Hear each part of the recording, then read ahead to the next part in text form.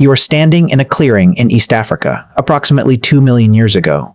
You are roughly 4.5 feet tall. You weigh maybe 50 kilograms. You have no claws, no venom, no armor, no shell. Your teeth are relatively flat and completely useless as weapons against anything that would seriously threaten you. You cannot run fast enough to outpace a lion.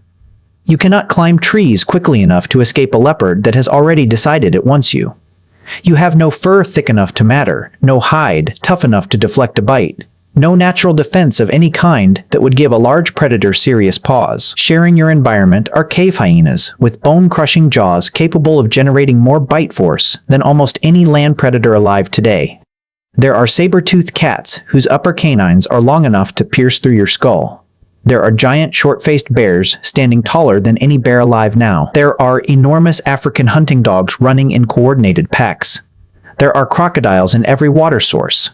There are giant eagles capable of carrying juvenile hominins, and the fossil record tells us they did exactly that. There are leopards that are pound for pound among the most efficient killers in the entire history of mammalian predation, and leopards specifically, uniquely, hunt by patience and silence and by targeting exactly the moments when their prey is most vulnerable and most alone. And you, this soft, slow, clawless, small primate standing in the middle of all of this, are not the apex predator of this environment. You are the prey. The fossil record of early human sites is unambiguous about this. Australopithecus skulls with puncture marks matching leopard canines, hominin bones in eagle nests, ancient campsites showing evidence of repeated predator intrusion. For a significant stretch of our evolutionary history, something was regularly eating us, and the question of how we survived that, how a physically unimpressive primate navigated an environment stacked with predators that should have wiped us out before we ever had a chance to become what we eventually became, is one of the most fascinating and least discussed chapters in all of human prehistory. Stay with me, because the answer is not what you expect. It involves strategies so counterintuitive, so surprisingly modern in their logic, and so deeply written into your own biology right now, that by the end of this video, you will understand something about yourself that you have never been told directly. The first thing to understand is the specific nature of the predator threat early humans faced, because it was not uniform and it was not constant, and the variation in that threat shaped every survival strategy that followed. Different predators pose different kinds of danger at different times of day in different environmental contexts, and early hominins, over hundreds of thousands of years of brutal selective pressure, developed a remarkably nuanced and differentiated response to each of them. Leopards were probably the single most significant predator of early hominins in African environments, not because they were the largest or the strongest, but because of how they hunt. A leopard is a specialist in exploiting exactly the moments of maximum vulnerability. It hunts primarily at dawn and dusk. It approaches in complete silence, using cover with a skill that makes it essentially invisible until the moment of the attack. It targets individuals who are isolated, distracted, sleeping, or young. It is patient in a way that most other large predators are not, capable of waiting motionless for hours for the exact right moment. And the fossil evidence shows, repeatedly and unambiguously, that leopards were taking early hominins with enough regularity to represent a consistent and serious selection pressure on our species. The response that natural selection built into our ancestors over countless generations of leopard predation is still running in your nervous system right now. The deep, specific, instinctive discomfort most humans feel about being alone in the dark. The heightened alertness that comes with moving through dense vegetation or areas with poor sightlines. The way human groups naturally increase their social cohesion and proximity at night. These are not cultural behaviors. They are evolved responses to a specific predator that targeted specific vulnerabilities, calibrated over hundreds of thousands of years of lethal trial and error. But understanding the specific threats only gets us partway to the answer. The deeper question is what early hominins actually did, behaviorally and cognitively, to survive in an environment where so many things were capable of killing them. And this is where the story begins to reveal something extraordinary about the human lineage that distinguishes it from every other prey species that shared the same environment. Most prey species respond to predator pressure through one of a small number of well-established strategies. Speed, which humans never had in sufficient quantity. Size, which early hominins lacked entirely. Armor or chemical defense, which we never developed. Camouflage, which our relatively hairless, visually distinctive bodies make difficult. burrowing or sheltering in natural structures, which helps but is ultimately passive. What early humans did was something that no other prey species in their environment was doing at anything close to the same level of sophistication. They thought about the predators. They modeled the predators' behavior. They shared information about the predators within their groups. And they developed coordinated, culturally transmitted, adaptive behavioral strategies that evolved on a timescale that biological evolution could never match. Stay focused here, because this is the insight that changes everything about how you understand the human survival story.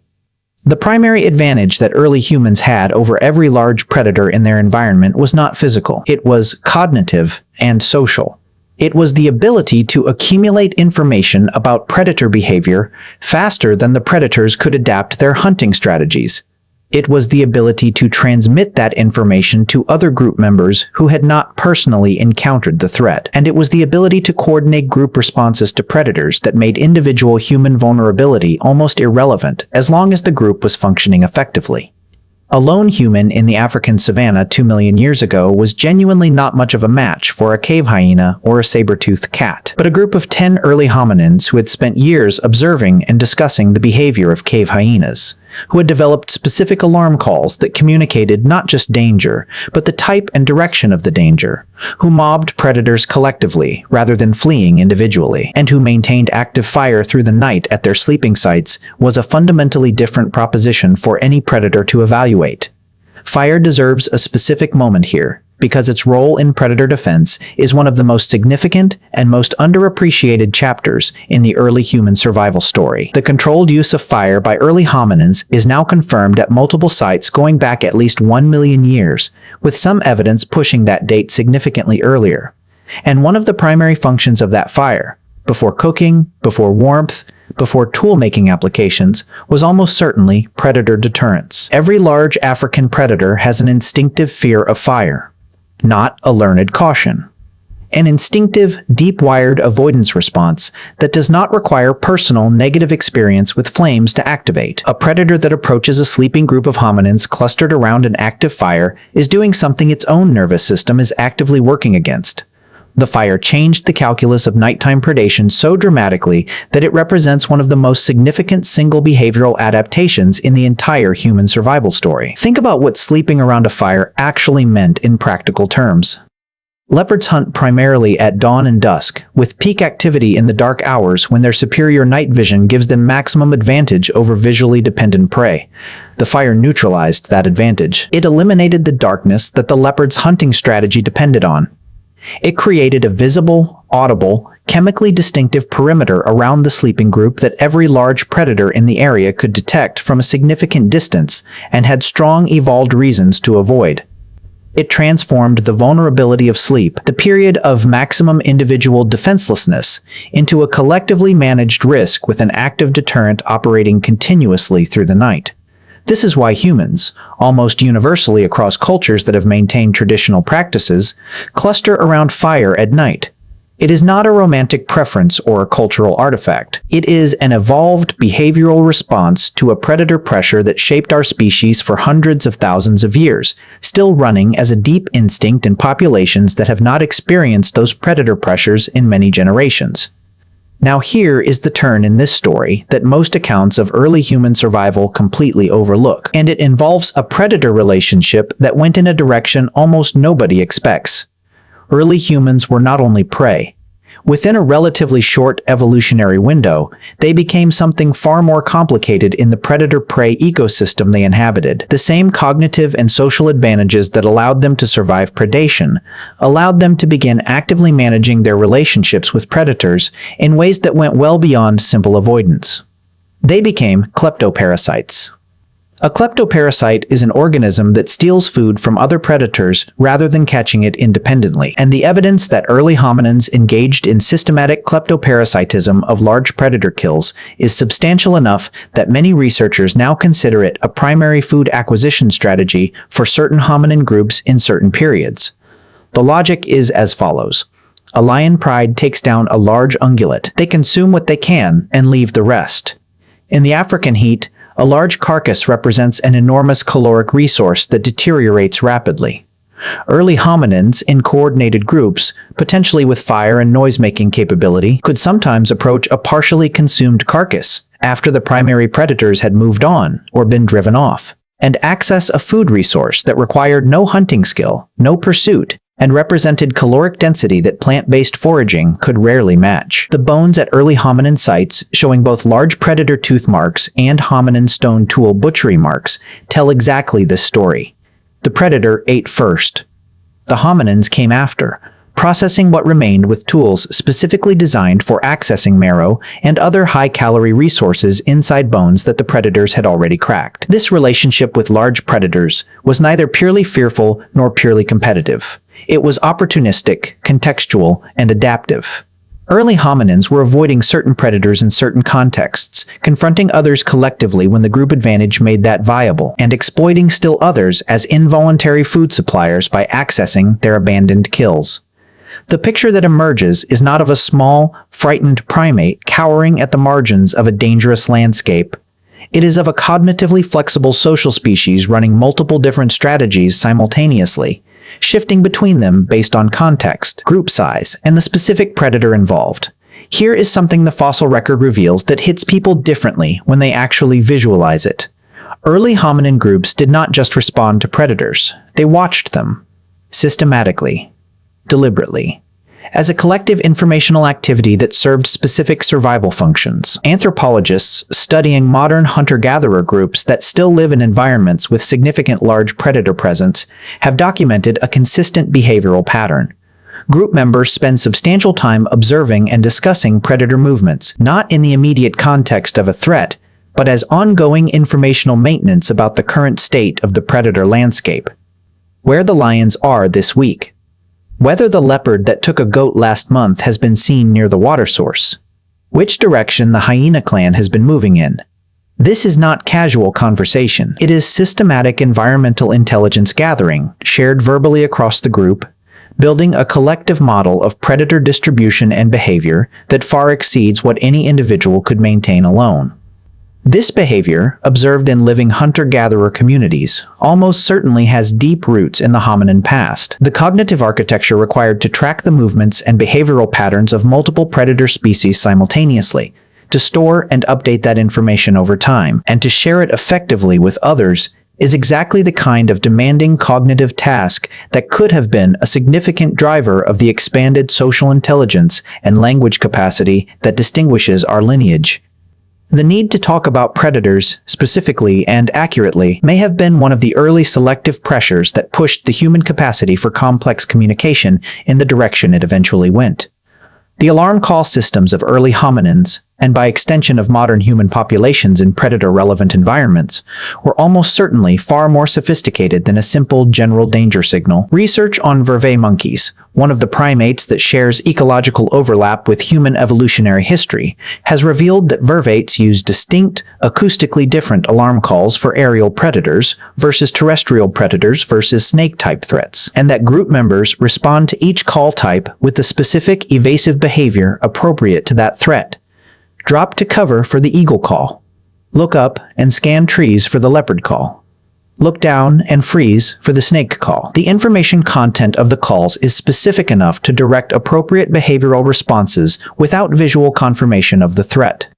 Early hominins almost certainly had equivalent or more sophisticated systems, extended by the emerging capacity for more complex vocalization that eventually became language. The ability to communicate not just that a predator was present, but what kind, where, how far, which direction it was moving, and what it appeared to be doing was a survival advantage of extraordinary magnitude in an environment where the difference between an appropriate and an inappropriate response to a predator encounter was frequently the difference between life and death. Now, let me take you to the part of this story that connects everything we have covered to a question about modern humans that I think deserves more attention than it usually gets.